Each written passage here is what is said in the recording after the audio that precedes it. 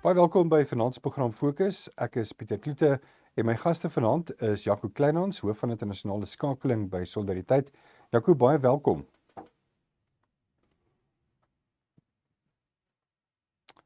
En my ander gas is Prof Koos Malan. Hy is genoot by Sakeliga.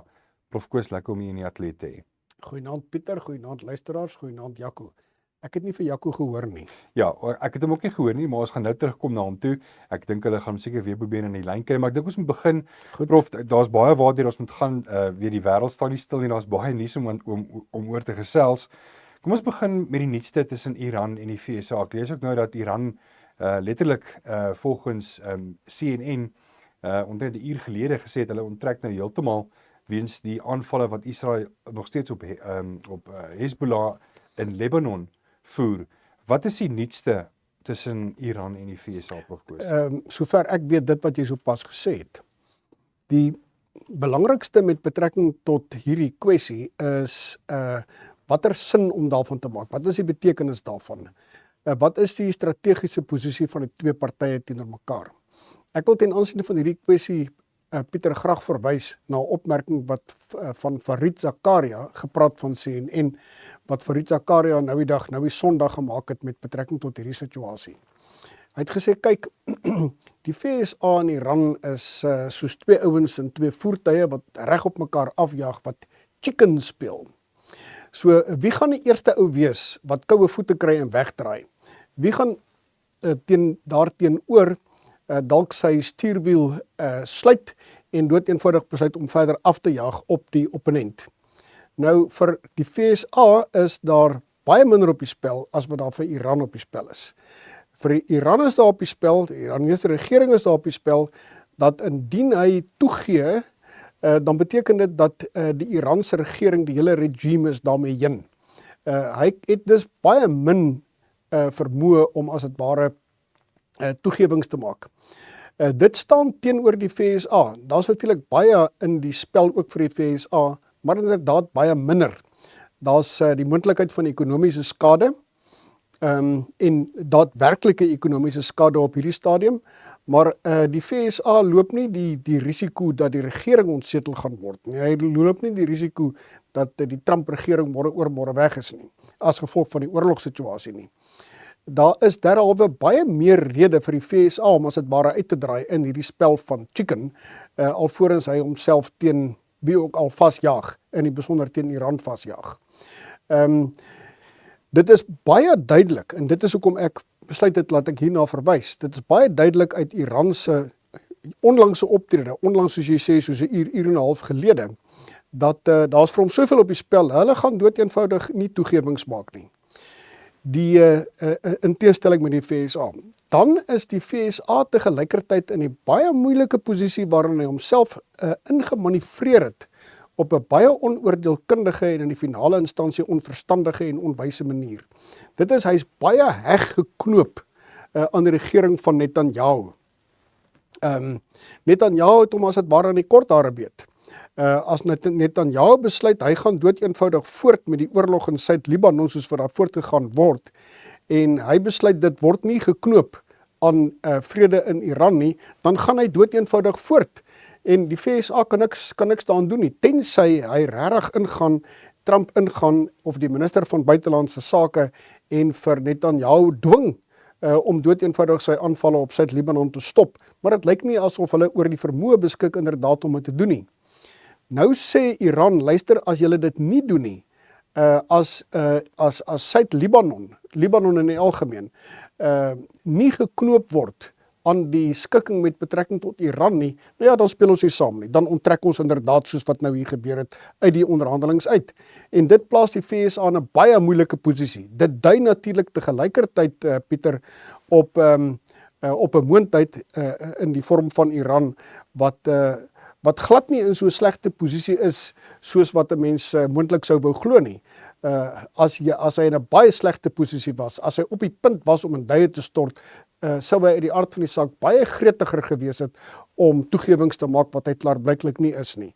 So dis duidelik dat die oorlogssituasie Jaco het ook die naweek daaroor geskryf. Dit is duidelik dat die oorlog vir die Verenigde State verkeerd geloop het. Jy het hier 'n tipiese situasie waar jy 'n oorweldigende sterk moondheid het, wat beskik oor 'n enorme weermag, wat enorme aanvalle uitgevoer het op die Iranese regering, sy hele regering op die 28ste Februarie uit die weg geruim het, maar dat dit eintlik baie min met die oorlog te doen het.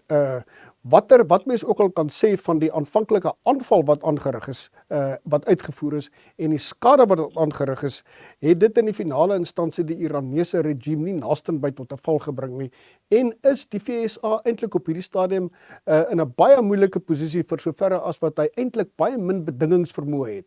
Hy kan nie teruggaan in die oorlog nie, hy kan baie moeilik teruggaan in die oorlog ten minste, en selfs indien hy teruggaan in die oorlog, is daar absoluut geen waarborg dat dit die nodige vrugte sal afwerp nie.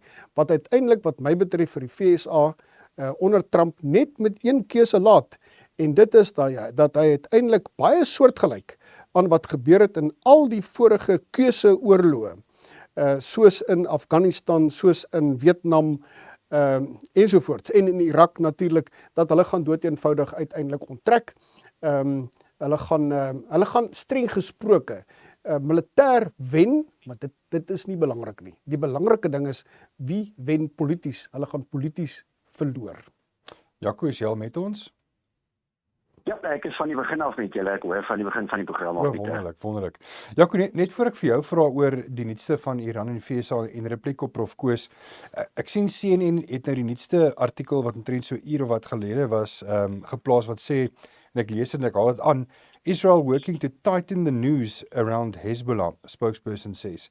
En my vraag ook, ek meen jy kan natuurlik repliek lewer op Prof Koos, maar ook, ek wil graag by jou weet, as Hezbollah, wat altyd 'n doring in Israel se vlees was nog al die jare, nou die kans het om hulle regtig van die kaart af te haal, is dit nie maar net dan in Israel se guns om maar nog steeds teen Amerika te draai en nog steeds Libanon aan te val nie? So dis my ander vraag aan jou. Ja, kyk, ek dink daar's 'n verkeerde begrip oor presies die magsverhoudinge hier en die magspel en alles wat hier afspeel. Ek sal graag wil reageer, Prof Koos het soveel foute begaan in sy redenasies, ek sal hulle graag een vir een daardie foute wel wil aanspreek en bespreek, maar kom ons praat dan wel eers oor Libanon, want dit is jou vraag in hierdie geval. Ek dink wat belangrik is om te verstaan is dat Hezbollah is uiters verswak, seker die ergste verswak in baie jare. Met ander woorde, Israel is werklik waar op die voorvoet omtrent in die mees suidelike derde van Libanon, het Israel daarin geslaag om in 'n groot mate Hezbollah te vernietig, uit te dwing, sy militêre kapasiteit te vernietig, en dit is hoekom Israel nou praat van Beirut, die hoofstad van Libanon, en die moontlikheid om in daai suidelike voorstede, waar jy dan nog van hierdie sentrums van mag van Hezbollah kry, om hulle daar ook te gaan aanval. En dan moet ons onsself net weer herinner aan die feit dat Hezbollah bestaan omdat Iran besluit het, die regime in Iran besluit het, dat daar iets soos Hezbollah moet bestaan in Libanon. Dit was 'n proxy wat opgerig is deur die Iranese in Libanon om 'n soort van Shiite militante mag te wees, en Hezbollah het oor dekades, en ek dink dis hoekom dit verskriklik belangrik is om daarin net 'n historiese soort van herinnering te hê aan die Midde-Ooste en die ontwikkeling van en die ontplooiing van verhoudinge in die afgelope dekades, is om te onthou dat Libanon op 'n stadium, ek praat van die 1970s nog, selfs nie vroeë 1980s, uiters stabiele, welvarende land was. Na die islamitiese revolusie in Iran en nadat die Iranese regime begin het met hierdie ontwikkeling van proksies, soos Hezbollah, die ondersteuning aan die Houthis in Jemen, Hamas in die Palestynse gebiede, en ons kan aanhou die 3 of 4 proksies wat hulle in Irak het, die wat hulle in Sirië het. Sedert daardie ontwikkeling het Libanon, of is Libanon natuurlik totaal en al gedestabiliseer, was daar talle burgeroorloë, was daar die voortdurende stryd met Israel gewees, die aanvalle oor en weer, en dit wat nou uitspeel. Nou Israel voel natuurlik, die Israeliese regering en weermag voel dat hulle die oorhand het teen Hezbollah op die oomblik, en dat dit sou beteken indien hulle Hezbollah grootliks kan verslaan. Nou, jy kan 'n groep soos Hezbollah nooit 100% verslaan nie, maar indien hulle hom grootliks kan verslaan, soos wat hulle met Hamas gedoen het, in die Gaza-strook, dan sluit dit aan by byvoorbeeld die verlies aan invloed in Sirië met Bashar al-Assad wat gevlug het na Rusland. Dit sluit aan by die geweldige verswakte posisie van die Houthis in Jemen tans, die verswakte posisie van Iran se proxy-magte in Irak. En dit beteken eintlik die hele plan van die Ayatollahs en die theokratiese diktatuur in Teheran om met ander woorde proksies te ontwikkel in al hierdie Midde-Oosterse lande, het grootliks misluk. As Hezbollah val, dan is dit 'n bevestiging van daardie mislukking. So ek dink dit is wel 'n belangrike punt. Ek moet dan tog praat oor dit waarna jy verwys het van die afgelope paar uur, want ek dink 'n mens moet oppas om te vinnig te reageer op uitsprake van benoude leiers in Teheran, van leierskap in Iran, dit wat hulle nou sê nie, maar dan onttrek ons aan onderhandelinge, asof hulle in 'n posisie is om bloot maar net aan onderhandelinge te onttrek. So ek maak nie veel van hierdie dreigemente die afgelope paar uur deur die Iranese nie. Dit is die spel van oorlog waarin ons tans verkeer. Die werklikheid is, die Amerikaners het baie meer opsies tot hulle beskikking. Die Trump-administrasie het baie meer opsies tot hulle beskikking as die Iranese regime op hierdie tydstip. En dit is waar, ek dink Prof Koos se argumentering totaal en al verkeerd is. Ek dink Prof Koos ongelukkig word te sterk beïnvloed in sy denke deur die woke regse soos Candace Owens, Tucker Carlson, die groeperinge wat teen Trump gedraai het en wat alles deur 'n bril sien van Israel, die Israeliese belang, die Joodse belang, die Netanyahu belang. Ek dink mense moet oppas om dit te oordryf, om 'n persepsie te skep dat Benjamin Netanyahu en Israel op een of ander manier 'n houvas het op Amerika, soos wat Prof Koos nou beweer het. Israel het geen houvas op Amerika nie. Benjamin Netanyahu het op geen manier een of ander oorwoe invloed oor hoe die Amerikaners sal besluit wat hulle moet doen nie. Israel is, om die waarheid te sê, steeds baie afhanklik van Amerikaanse steun in wat ook al hy aanpak en doen, en uiteindelik sal die Amerikaners besluit wat die volgende stap is. En dit is eintlik hoekom daar die afgelope dae 'n wesenlike vordering gemaak is. So wat is die Amerikaners opsies? Want ek dink dit is die fout in die argumentering wat ek te veel aanhoor die afgelope tyd.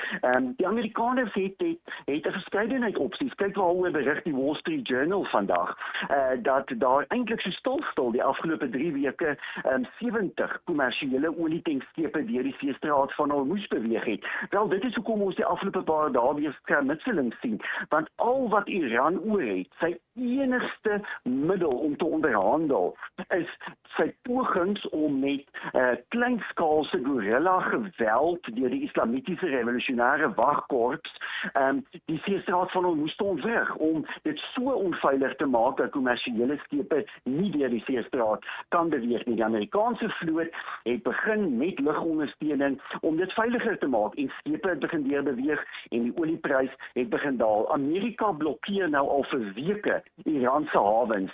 70% van hulle olie kan nie uitgevoer word nie. Daar's miljoene werksgeleenthede, daar's hiperinflasie in Iran, tekorte aan produkte, geweldige ekonomiese krisis wat tans in Iran heers. Die land verkeer onder enorme druk, en dit om vas te klou aan hierdie eenmagsentrum, die ontwrigting van verkeer deur die Seestraat van Hormuz, en tweedens sy kernprogram. Want dit is eintlik al wat regtig waar in die pad staan van 'n moontlike vredesooreenkoms. So ek dink die Amerikaners, kom ons wees eerlik, ons word ernstig geraak deur hoë oliepryse en die wat daar gebeur. Maar die Amerikaners word van die minste geraak, negatief geraak deur hierdie konflik. En op kan 'n mens na die een kant toe argumenteer om te sê, wel, dit is dalk dan die rede waarom Amerika bloot maar nie kan onttrek. En sê, wel, ons is nou klaar met hierdie konflik, kom ons onttrek. Wel, Donald Trump het dit nie 'n maand terug gedoen nie. Hy het dit nie 6 weke terug gedoen nie.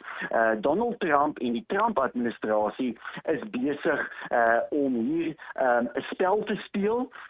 Hulle is besig om 'n spel te speel om te wys dat daar gate is in hierdie fundering van hierdie oorblywende regime in Teheran. Hulle doen dit deur geweldige ekonomiese druk aan die een kant en aan die ander kant 'n stelselmatige uitforsering van die seestraat van Hormuz. En ek dink dit is baie, baie belangrik om dit te verstaan presies wat hier aan die gang is as jy praat van 'n proses wat afspeel in magsverhoudinge.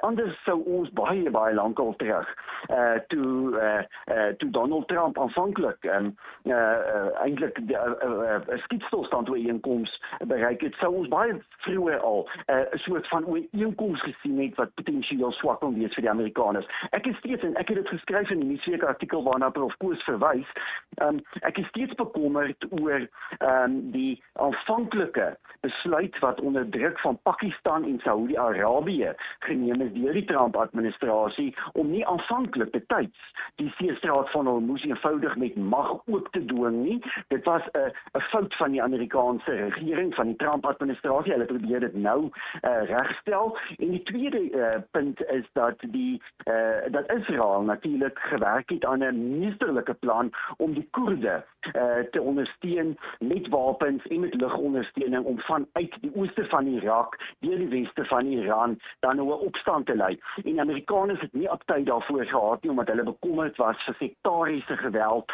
en vir 'n moontlike burgeroorlog en totale ontwrigting binne Iran. Dit mag miskien, as ons terugkyk oor 'n jaar of 2, 'n oordeelsfout van die Amerikaners gewees het, maar ek is op hierdie tydstip nog baie versigtig om maar net te sê, die Amerikaners is op die agtervoet, Benjamin Netanyahu sit op Trump se kop en die Amerikaners gaan 'n swak ooreenkoms maak. Die kanse vir 'n wesenlike ooreenkoms is steeds 'n sterk moontlikheid en ek sien die Amerikaners ten minste nog 'n kans om met dit waarmee hulle tans besig is, hierdie uiters verswakte regime in Iran wat in 'n geweldige swak posisie verkeer, om hulle wel te dwing om in te stem tot 'n ooreenkoms waardeur die seestraat oopgestel word, Iran se kernprogram beperk word en die proksies, hulle eenvoudig hulle veldtog van geweld van die afgelope 3 dekades kan ophou versprei en eintlik uitbrei oor die Midde-Ooste.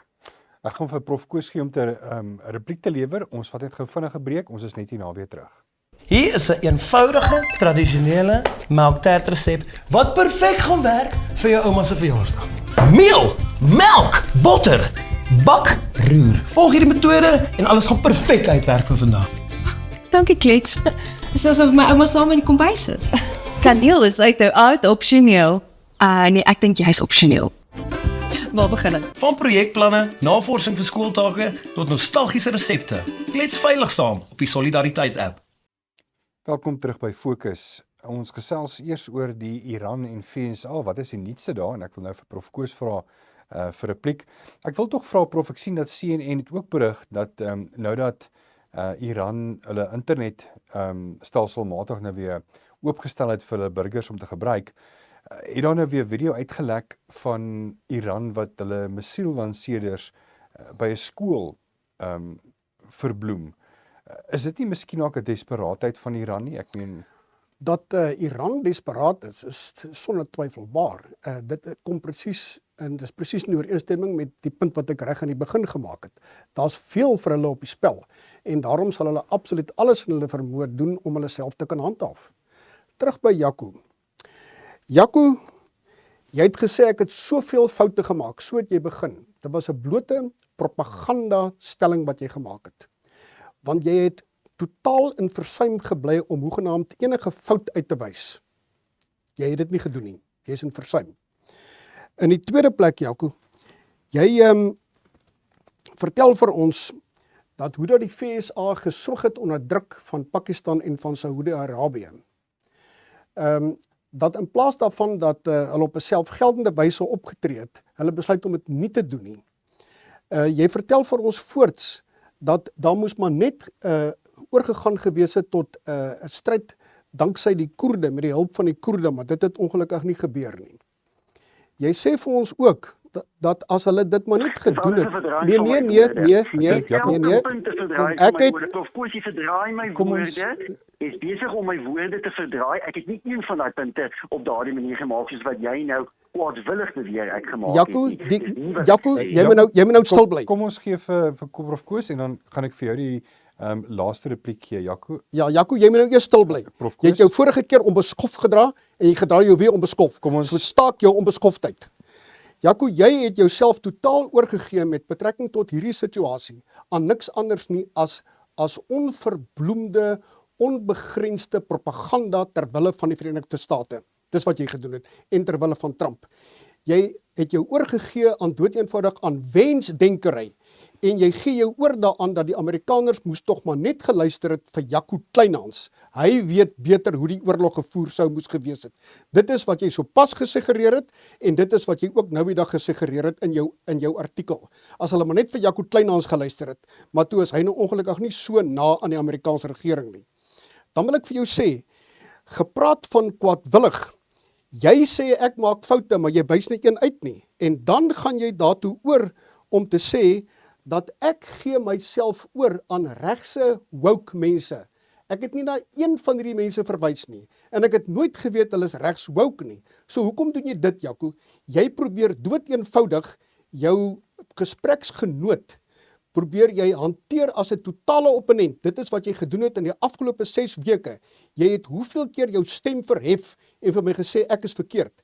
Dit terwyl ek vanuit die staanspoor toe ek gesê het, hierdie oorlog is besig om in 'n nuwe oorlog te ontwikkel, dat ek reg vanuit die staanspoor inderdaad met betrekking tot hierdie kwessie reg was.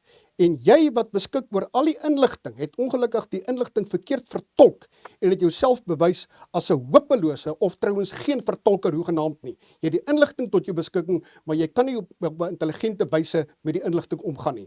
Ek dink dit is noodsaaklik dat jy daartoe oorgaan om terug te gaan na jou professie as 'n ontleder in plaas daarvan om jou totaal en al oor te gee daaraan dat jy 'n onbeskofte propagandist is. Alright, kom ons los dit hier. Jaco, ek gaan nog vir jou vra vir jou repliek en ek dink kom ons speel die bal in hierdie persoon nie. Ja. Nee, graag, Pieter, kyk, my probleem is, mense moet nie iemand se woorde verdraai nie, verstaan, as ek sê dat Prof Koos het al in die verlede sogenaamde regs-woke persone aangehaal, dan verwys ek na aanhalings en mense kan gerus gaan kyk, gelukkig is al die episodes van Fokus op YouTube beskikbaar oor die oorlog in Iran, het Prof Koos onder andere al vir Tucker Carlson in 'n program aangehaal en vir Alexander Dugin in 'n ander, beide natuurlik mense wat absoluut gekategoriseer word in daardie kategorie van anti-Israel, anti-Joodse kommentators wat hulle interpretasie van die konflik tussen Amerika en Iran vanuit daardie oogpunt benader.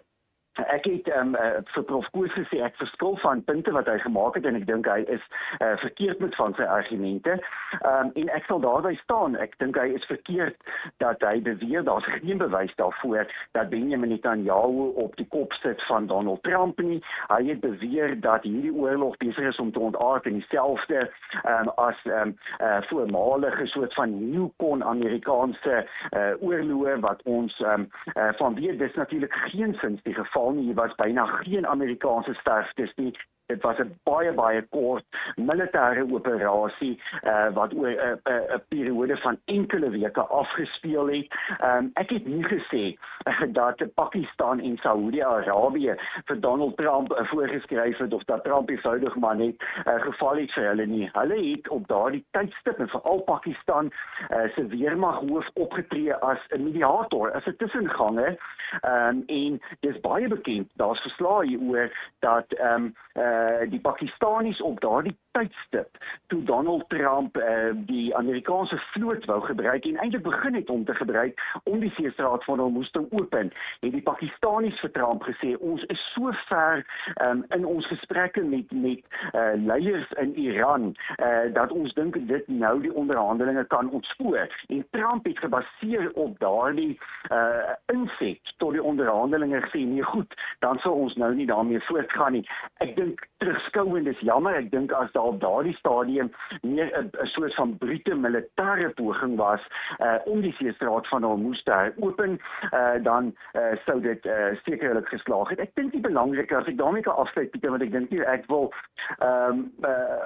noodwendig hê ons moet die hele aand hieroor praat nie. Ek het lees vandag 'n artikel in die konservatiewe Britse Spectator en ek verkies om na die konservatiewe skrywers en kenners terug te gaan. Jy weet, iemand soos Victor Davis Hanson, mens kan gaan lees, hy skryf elke dag hieroor, baie bekende professor by Stanford in Amerika. Hy is werklik ware militêre kenner, maar ek lees vandag die artikel op Spectator van Michael Day. Nou, Michael Day is 'n bekende Britse historikus, ook 'n militêre kenner, en die opskrif van die artikel is Don't forget the evil of the Iranian regime. En ek dink dis wat my punt is wat ek net weer wil maak, is my gevoel is ons val vas oor die politieke stryd wat daar nou die afgelope weke afgespeel het. Maar vergeet mense, die skrikbewind wat Iran uitgevoer het, hierdie regime oor jare, hoe daar 30.000 mense in Januarie afgeslag is deur hierdie regime in stede Peter, in Iran. Dis nie meer 'n repliek nie. Dis nie meer 'n repliek nie. Okay, kom ons los dit daar. Ons vat 'n vinnige breek en net hierna wil ek definitief by ons plaaslike verkiesing kom met die DA wat teen die VF+ weer mekaar aanvat. So bly geskakel. Ja, kom ons is net hierna weer terug. Hier is 'n eenvoudige, tradisionele melktertresep wat perfek gaan werk vir jou ouma se verjaarsdag. Meel, melk, botter, bak, roer. Volg hierdie metode en alles gaan perfek uitwerk vir vandag. Dankie klets. Dis asof my ouma saam in die kombuis is.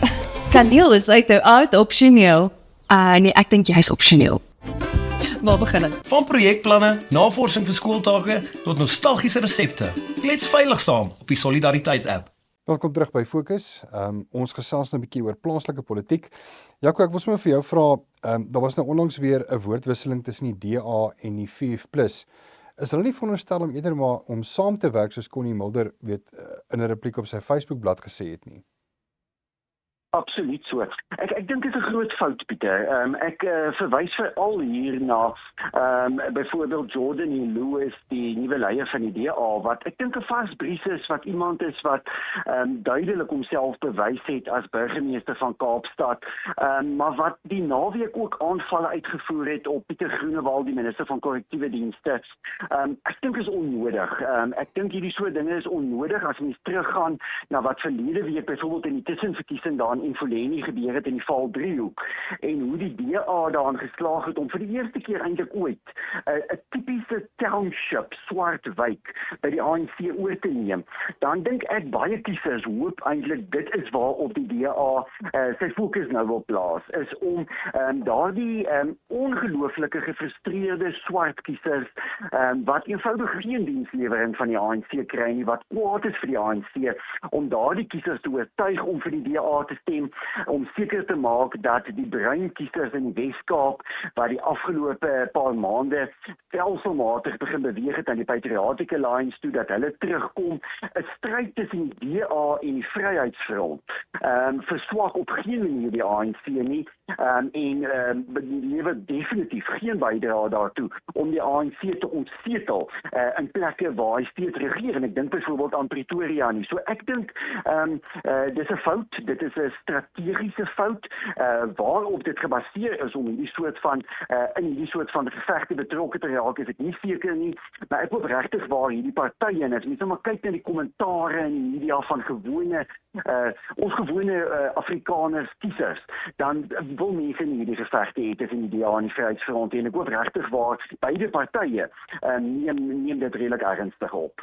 Prof Koos, die DA het alreeds vasgesit by die VF+ ook al in vroeër jare, veral in die Kaapstad Metro, en ek dink dit is nou waar Jordan Hill-Lewis is dit, dink u dit is miskien ook nou 'n bietjie van 'n geval, omdat hy nou weer die DA se leier is, om bietjie aan die VF plus bietjie sweep te slaan?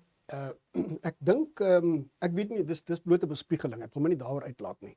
Wat ek wel net daartoe kan byvoeg is, dat die DA en die Vryheidsfront was natuurlik ook met betrekking tot die samestelling van munisipale rade, regerings- en munisipale rade in Wes-Kaap, herhaalde kere aan mekaar, en die skuld is verdeel. Die Vryheidsfront het die skuld vir die DA gegee en die teenoorgestelde. Presies op watter wyse persentasiegewys die skuld verdeel moet word, weet ek nie. Met betrekking tot hierdie jongste skermutseling tussen Jordan Hill-Lewis en Pieter Groenewald die volgende. Kyk, dit is baie duidelik dat die hele probleem se naam is, die probleem met 'n naam, John Steenhuisen. John Steenhuisen het gaan beklei met almal in landbou, hy het hom beter weterig gedra, hy het in hofsaake ingegaan wat hy op 'n bedenklike wyse gevoer het, en uiteindelik het hy die hofsaake sleg verloor. Die regter 10-12 dae gelede het ernstige kritiek uitgespreek op die Departement van Landbou en ook op Steenhuisen self. Steenhuisen is 'n blok aan die been vir die DA. Hy was 'n blok aan die been en toe hy verwyder as leier van die DA. Maar die blok aan die been is nie weg nie. Die blok aan die been is steeds daar in die sin dat hy minister van Landbou is. Daarmee skep hy vir die DA 'n enorme probleem. En die DA het besluit duidelik, Jordan Hill-Lewis, om die probleem te hanteer deur te sê, nee, maar hierdie ou is nie die enigste slegte minister nie. Pieter Groenewald is ook 'n slegte minister. Nou glo niemand vir Jordan Hill-Lewis nie. Dit was baie insiggewend om gister te kyk in die burgerrapport hoe die publiek daarop gereageer het. En masse, feitelik 100% het mense die kant gevat van Pieter Groenewald en teen Jordan Hill-Lewis. Dis verstommend, want Jordan Hill-Lewis het 'n enorme klomp goeie guns in sy kant gehad wat nou alles verbeusel is. Dis alles deurgetrek, ongelukkig. Wat hy behoort te doen, ongeag die feit dat hy miskien 'n goeie vriend van Steenhuisen is, moet hulle nou uiteindelik by die punt kom dat hulle van Steenhuisen ontslaa raak, anders sal hulle regtig boet. Dis die een ding. Die ander ding is, wil ek ook hier vinger wys na die Vryheidsfront se kant toe. En dit is, die Vryheidsfront moet net weet dat die laat ek eers dit sê. Dis duidelik dat die Vryheidsfront op die oomblik 'n klomp baat vind by die kritiek wat teen die DA uitgespreek word. Maar nou die kritiek teen die Vryheidsfront. Die Vryheidsfront in 2019 het hulle aansienlik vordering gemaak op grond van nie so seer eie meriete nie, met alle respek, maar op grond van die feit dat die DA inderdaad verbrou het. Die Vryheidsfront het gebaat by die brouwerk van die DA. Dis weer dieselfde geval. Die indruk wat 'n mens kry is dat die Vryheidsfront sukkel om uit eie beweging en op eie inisiatief en op eie verbeeldingrykheid vordering te maak, en dat hulle telkens van die DA afhanklik is en dit nie self reg kry nie. Die Vryheidsfront sal met betrekking hiertoe ook sy sokkies moet optrek. Wat die DA betref, behoort hulle te begin by 'n toegewing dat hulle inderdaad verkeerd was met betrekking tot hierdie aangeleentheid. En 'n goeie voorbeeld van hoe om 'n toegewing te maak en te begin retireer, is om te kyk na die voorbeeld van Jaco vanaand. Hy het goed begin retireer. So dis 'n goeie voorbeeld. Die DA kan die voorbeeld volg. Jaco, wat maak jy van Liam Jacobs, wat nou weer, hy was mos aanvanklik eers by die DA gewees en het eintlik baie goed gedoen as 'n jong politikus, en toe het Gayton McKenzie hom geraap na die PA toe, en vandag het die DA en veral Jordan Hill-Lewis 'n groot partytjie gehou, en vir Liam Jacobs weer in die arms. Is dit maar net 'n manier om weer vir die breinkiesers aan die DA se kant te kry? Ja, Pieter, ek reageer graag daarop en nie op daai kleinlike aanval van Prof Koos. Jy het gesoek daarvoor. Jacobs, Jy het gesoek, lank gesoek daarvoor. Kom ons gee vir Jaco 'n kans Met jou onbeskofte. Kom ons gee vir Jaco 'n kans asseblief, Prof Koos. Pieter, dis nie ek wat vir Alexander Duggan en Tucker Carlson en twee antisemite aangehaal het nie. Kom ons Prof Koos, kom ons gee vir Jaco 'n kans, ons praat nou oor. Ja. Liam Ek wil Jacobs. graag oor gesels want kyk Liam Jacobs Pieter is 'n baie talentvolle politikus, né? Kyk hy was eintlik een van die sterk opkomende breinleiers binne die DA 2 jaar wat gelede na die laaste verkiesing. Ja, dis nou al amper 2 jaar nou sedert ons laaste algemene verkiesing verkies as parlementslid van die DA en het duidelik baie sterk opgang gemaak. Eintlik die soort van leier wat ek dink die DA dikwels na soek, né? Hulle is altyd op soek na hierdie soort van jong leiers wat charisma het, wat oortuigend oorkom, wat goed werk in die media, in debatte. Hy was werklik waar iemand wat 'n blink toekoms voor hom gehad het binne die DA en toe maak hy daardie verrassende skuif na die Patriotic Alliance toe. Nou kyk, daar's baie beweringe gewees ook in die media oor hoekom hy uiteindelik daai skuif gemaak het, hoe die Patriotic Alliance hom oortuig het om daardie politieke skuif te maak en dit was natuurlik byna dodelik vir sy politieke loopbaan, want in 'n baie kort tydjie het die Patriotic Alliance en Gayton McKenzie hom op 3 verskillende plekke aangewend. Hulle het hom letterlik rondgeskuif en verskillend aangewend, want onthou uiteindelik is die Patriotic Alliance 'n party wat draai om een enkele persoon en dit is Gayton McKenzie. Ons het nog sulke partye in Suid-Afrika, Action SA met Herman Mashaba, so 'n party, Rise Mzansi, so 'n party, Boza. Daar's baie sulke partye in Suid-Afrika en ek dink Jacobs het besef dat hy gaan nêrens heen gaan binne die Patriotic Alliance nie. Hy kan nie eintlik daardie potensiaal van hom, daardie politieke kapasiteite vermoë regtig uitleef nie. Terwyl dit was presies waarmee hy eintlik besig was in die DA. So dit was 'n groot fout. Wat ook al verlede jaar die beweegrede was, of hy nou omgekoop is en of daar drank by betrokke was, of sommige beweringe was, of wat ook al, ons sal nie weet nie. Dit was 'n groot fout gewees en ek dink hy het besef, hy moet terugkeer na die DA, en ek dink ook die DA het besef dat daar is baie potensiaal in Liam Jacobs. Hulle sal dit graag verder wil ontgin. So, nou interessante skuif dat hy eerstens terug verwelkom is binne die DA, maar dat hy self tot daardie gewaarwording gekom het dat hy eintlik in 'n politieke doodloopstraat by die Patriotic Alliance was. Prof Koos, ek sien dat daar's 5 politieke partye wat nou ook hulle befondsings verklaar het vir hierdie afgelope paar maande. Die DA het 57 miljoen rand verklaar, maar die ANC is stoepstil. Niks. Daar's een van 2 moontlikhede dat hulle of geen geld gekry het nie, maar ek dink nie dit is die geval nie. Na alle waarskynlikheid sal die ANC, en ons kan net bespiegel op hierdie stadium, so ek sal dit kort knip. Hulle sal waarskynlik later wel met 'n verklaring vorendag kom. Hulle is in gevolge die wet verplig om dit te doen. Maar dit sal waarskynlik bekook wees. Dit gaan waarskynlik ook verder lei tot sekere navraag wat gedoen sal word. Onder andere van die DA en ander oppositiepartye se kant af oor waar het julle regtig julle geld gekry. En die waarskynlike daarvoor is dat die ANC sy geld kry uit bedenklike oorde.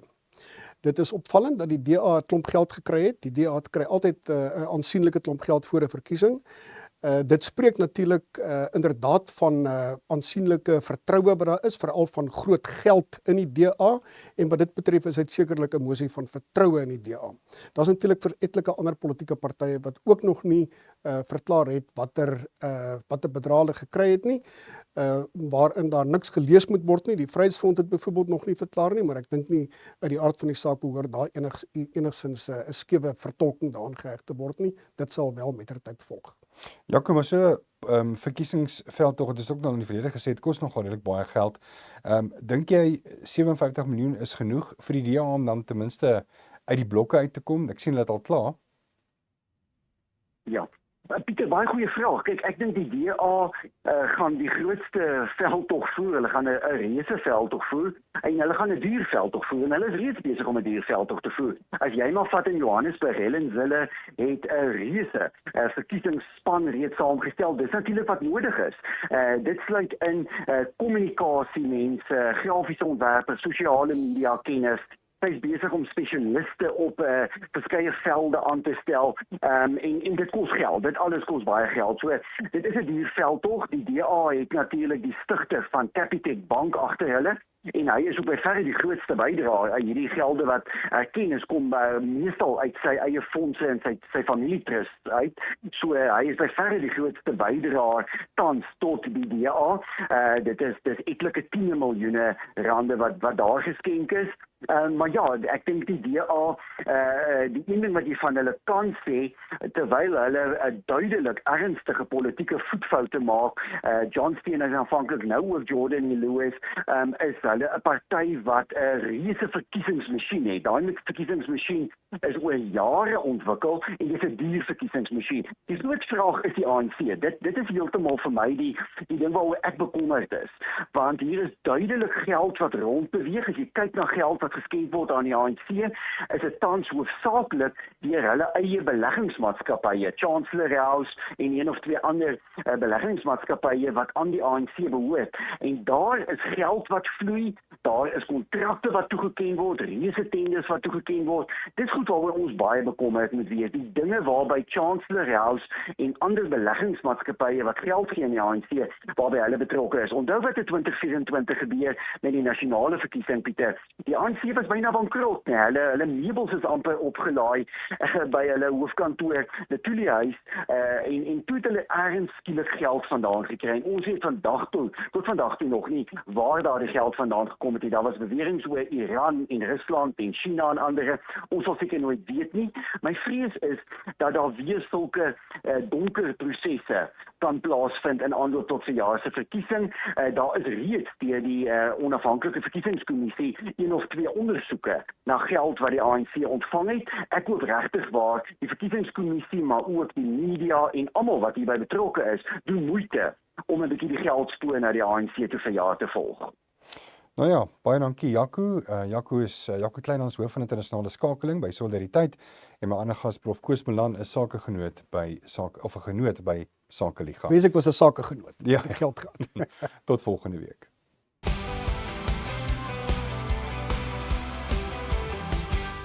Hier is 'n eenvoudige, tradisionele melktertresep wat perfek gaan werk vir jou ouma se verjaarsdag.